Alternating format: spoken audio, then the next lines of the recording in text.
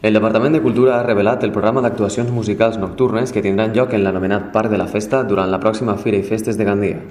I avui ja podem anunciar i confirmar qui seran els grups o els artistes que actuaran en la propera edició o en la propera Fira i Festes del 2014. Els concerts començaran, com sabeu, la Fira i Festes és del 2 al 5 d'octubre, per tant els concerts seran el 2, 3 i 4 per la nit en l'espai Parc de la Festa, ubicat al recinte, en el parc al costat del recinte firal, i començaran, com dic, els concerts el dijous, dia 2, amb la participació dels grups El Viaje de Elliot i el grup De Vicio. Així també completarà aquest programa l'orquestra La Tribu, el mateix dijous dia 2.